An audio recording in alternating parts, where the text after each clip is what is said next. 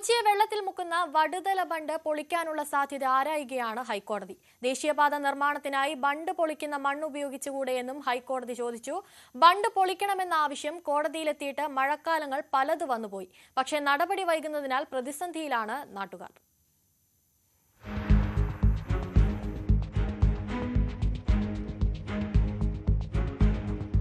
Vallarpadam container ടെർമിനലിലേക്കുള്ള റെയിൽപാതയുടെ കൂറ്റൻ തൂണുകൾ കെട്ടിപ്പൊക്കാൻ കായലിൽ തീർത്ത ബണ്ടിന്റെ ദൃശ്യങ്ങളാണിത്. റെയിൽപാത നിർമ്മാണം പൂർത്തിയാകും മുൻപേ ബണ്ട് പൊളിക്കണമെന്ന ആവശ്യം കോടതിയിലെത്തിയിരുന്നതുമാണ്.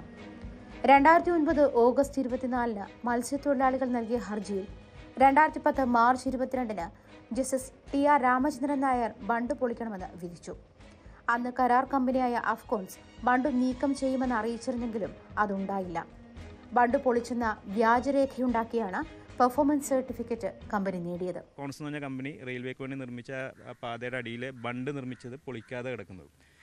പണി പൂർത്തീകരിച്ചെന്ന് അഫ്കോൺസ് അവകാശപ്പെട്ടവർക്ക് സർട്ടിഫിക്കറ്റ് കൊടുത്തിട്ടുണ്ട്. പക്ഷേ ഈ ബണ്ട് റിമൂവ് ചെയ്ത് കായലിലെ നീരൊഴുക്ക് സുഗമമാക്കാനുള്ള പരിപാടികൾ ചെയ്യാതെയാണ് അവർക്ക് ആ സർട്ടിഫിക്കറ്റ് കൊടുത്തിരിക്കുന്നത്. ഇപ്പോൾ ഇതേ സംബന്ധിച്ചൊരു കേസ് ദേവൻ രാമേന്ദ്രൻ്റെ ജഡ്ജിയുടെ ഹൈക്കോടതിയിൽ വന്നപ്പോൾ ആ വിധിയിൽ പറഞ്ഞിരിക്കുന്നത് പൊളിച്ചു മാറ്റണമെന്ന് തന്നെയാണ്. പക്ഷേ അതിൻ്റെ ഉത്തരവാദിത്വം എടുക്കാനായിട്ട് ആരും ഇതുവരെ തയ്യാറായിട്ടില്ല. വലിയ തുക ഇന്നാകും, 65 കോടി മുതൽ 100 കോടി വരെ ഇതിന് ചിലവാകും എന്നൊക്കെയുള്ള രീതിയിലാണ് സർക്കാരും പോർട്ടും അതേപോലെ തന്നെ റെയിൽവേയും അഫ്കോൺസും ഒക്കെ പറയുന്നത്. ബണ്ട് ആര് പൊളിക്കുമെന്നതായിരുന്നു തുടർന്നുണ്ടായ തർക്കം. 64 കോടി രൂപയാണ് ബണ്ട് പൊളിച്ചു മാറ്റാൻ കണക്കാക്കിയത്.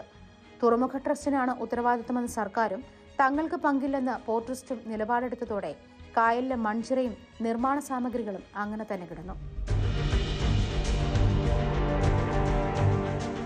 ബണ്ട് നീക്കം ചെയ്യാൻ വലിയ തുകയാകുമെന്ന് കണ്ട് ഉത്തരവാദിത്തത്തിൽ നിന്നും പിന്മാറിയ തുറമുഖ ട്രസ്റ്റ് ഇപ്പോൾ മണ്ണിന്റെ റോയൽറ്റി അവകാശപ്പെട്ട് രംഗത്തെത്തിയതിലെ വൈരുദ്ധ്യമാണ് ചോദ്യം ചെയ്യപ്പെടുന്നത്.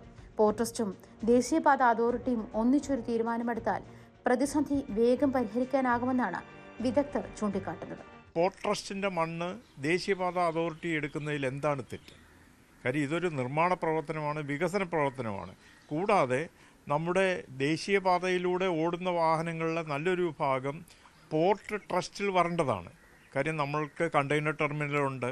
അതുമാതിരി കാര്യങ്ങളൊക്കെ തന്നെ സുഗമമായിട്ടും വേഗത്തിലെത്തണമെങ്കിൽ നല്ല ദേശീയപാതകൾ വേണം.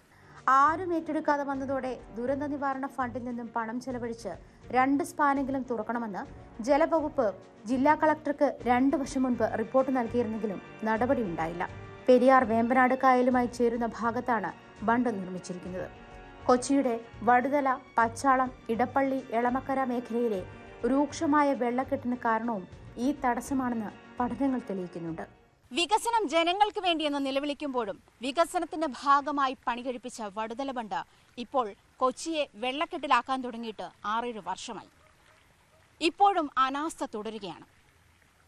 അഫ്കോൺസും RVNലും കൈയൊഴിഞ്ഞപ്പോൾ ബണ്ട് പൊളിക്കാൻ പണം ചെലവാകുമെന്ന് കരുതി കണ്ണടച്ചിരുന്ന പോർട്ട് ട്രസ്റ്റും ഇപ്പോൾ റോയൽറ്റിക്കായി മുറവിളി കൂട്ടുകയാണ്.